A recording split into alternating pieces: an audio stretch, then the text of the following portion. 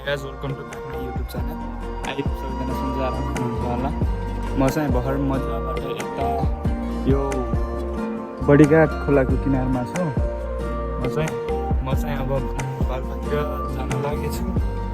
के कस्तो हुन्छ बाटो सबैले हेरिदिनु होला, नयाँ साथ सपोर्ट गरिदिनु होला भन्न चाहन्छु। यस्तो स्कुलमा चाहिँ बिहानै 7 बजे उठेर चाहिँ हिँडेको हो। हिँडेर अनि खोलाको किनारमा बसेर मस्त भिडियो बनाउन लागेको छु। यो मान्छे चाहिँ यस्तो छ सर टक्क। यो चाहिँ बडीघाट खोला हो हाम्रो। यो चाहिँ ल हुन्छ के कस्तो हुन्छ बाटोतिरै भेट, साथ सपोर्ट पनि देखाइदिनु होला। यो चाहिँ पुरै किनारै हामी चाहिँ रेडी पुगिन्छ सिधै। टक्क रेडीमा चाहिँ अहिले बाँध पनि ताल पनि बनाउँछ अरे। ल त्यो पनि हेर्नुपर्छ यता गाइड। ल म चाहिँ लागेको अहिले चाहिँ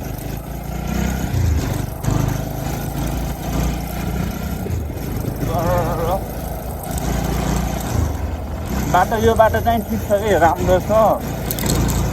अनि पुरै पिच छ, बिचमा मात्रै कोही ठाउँ मात्रै हो, नत्र चाहिँ पुरै पिच छ यो बाटो चाहिँ। अस्ति चाहिँ यहीँ पल्तिर स्कुटीमा 2 जना केटाहरू मरेको, स्कुटी पल्टेर स्कुटी सिधै खोलामा खसेर। त्यो भएर यहाँ हिँड्दा चाहिँ विशेष भएर ध्यान दिएर हिँड्नु होला।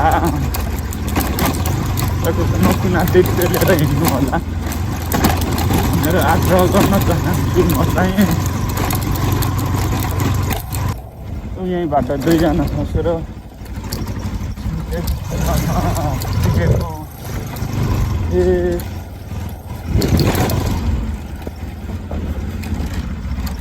राम्ररी हिँड्न पर्छ।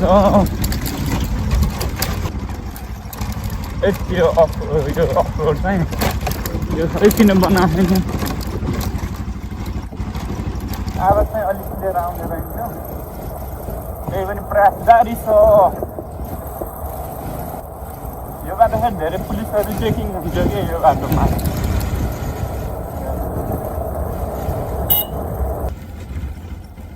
बिचमा अलि अफरोड छ।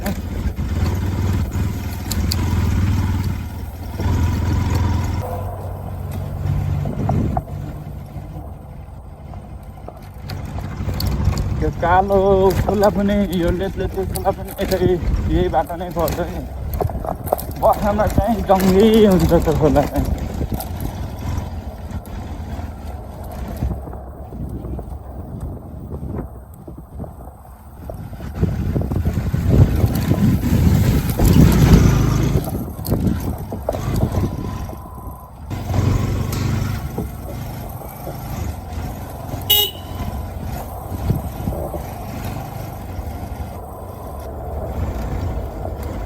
बागलुङ जोड्ने बाटो पनि यही हो। फेरि बागलुङ जुन मिटर बागलुङको पुल बन्दैछ अहिले चाहिँ। यहाँ पुल बन्दैछ, त्यहाँदेखि अझै सकियो छैन भनेर हेर्नु त। यस्तो ठुलो हुन्छ नि यो बर्खामा यो खोला, यस्तो ठुलो हुन्छ नि। माथिबाट आउँछ यो चाहिँ बर्खामा यस्तो ठुलो हुन्छ कि भर देख्दा मात्र यत्रो। यसले त गाडी त बगाइदिन्छ पुरै यो खोलेको, अनि बाटै ब्लक गरिदिन्छ त। अनि यो खोला यो बडियारमा जोडिन जान्छ यो चाहिँ। यस्तो छ लाग्यो मलाई।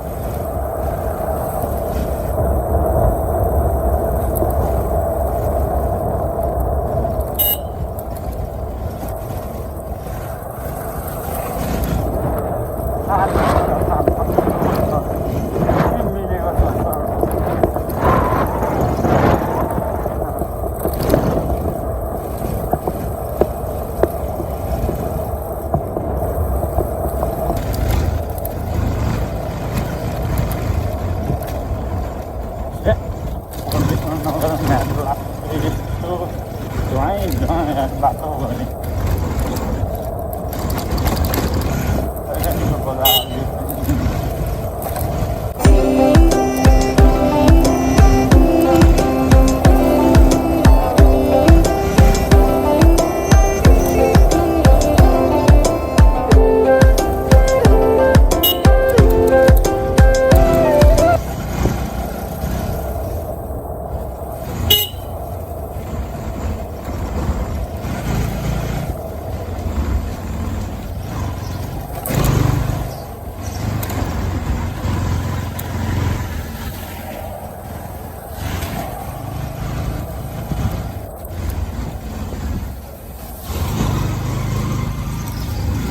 रमाइलो छ त मेरो नि यहाँ त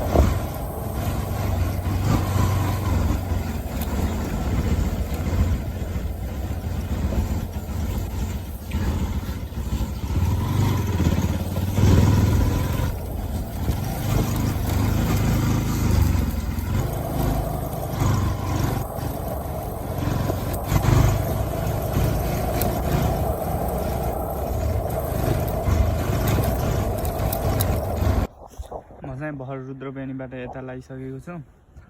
अब यहाँबाट चाहिँ रेडी आउन धेरै टाइम छैन, लगभग रेडी आउन चाहिँ लाग्यो लगभग 15-20 मिनटमा चाहिँ रेडी पुगिन्छ होला। सग्ला रुद्रबेनीबाट यता लागिसक्यो। ल के कस्तो हुन्छ बाटोमा हेर्दै जाऊँ न। ल लाग्यो अब चाहिँ रेडी लगभग यहाँबाट 15-20 मिनट लाग्छ होला कि मेबी। बिस्तारै बिस्तारै जानु पऱ्यो, घाम ताप्दै ताप्दै जानु पऱ्यो।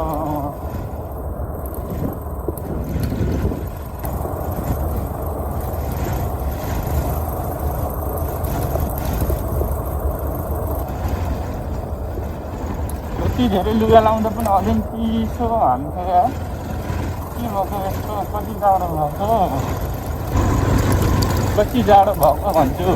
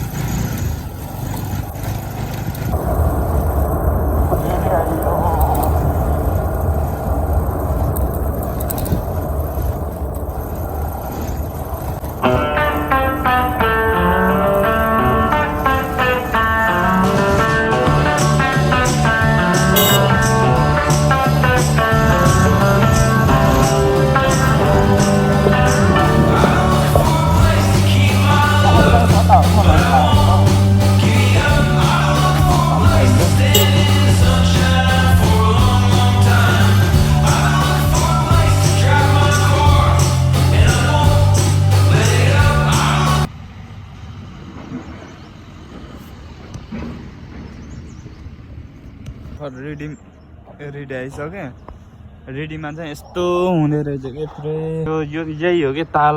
यहीँ ढुङ्गासुङ्गा उसो हुने चाहिँ यहीँ होला, जहाँसम्म यहीँ दोजर पनि यहीँ छ। यो चाहिँ ताल हुँदो रहेछ। यस्तो बवाल भ्यू देखियो। यो चाहिँ बजार भयो यताको, अनि ऊ त्यो चाहिँ तिनमुखे पुल भयो। अनि यहाँ चाहिँ कामहरू चलिरहेको रहेछ। प्रेमी यस्तो नेपालको झन्डाहरू यस्तो रहेछ। यो राम्रो हुँदै रहेछ।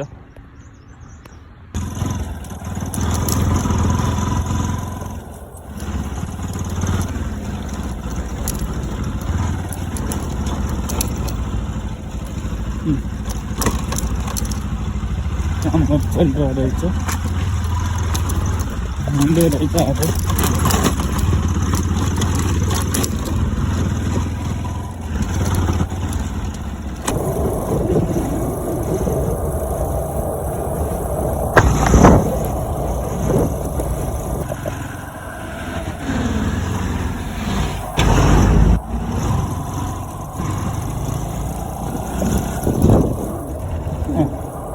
ट्रेकिङ पनि गरेन नि त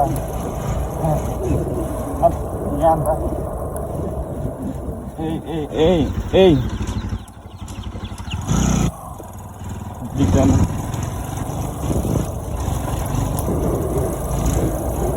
हामीले कल्लाको चिन्थ्यो नेपालमा जानु भएको म चाहिँ यस्तै गर्दा जान्छु मतिर गइन म चाहिँ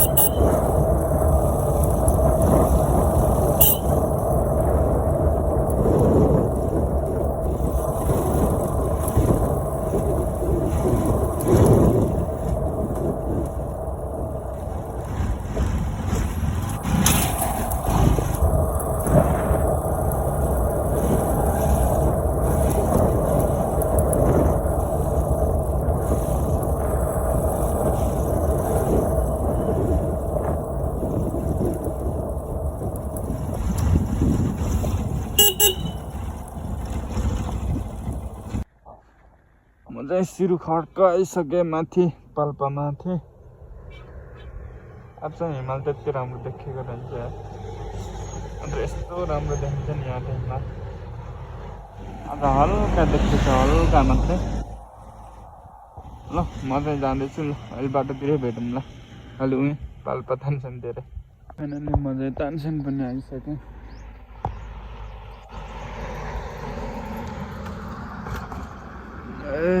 तानसेन पनि आइसकेँ म चाहिँ घर चाहिँ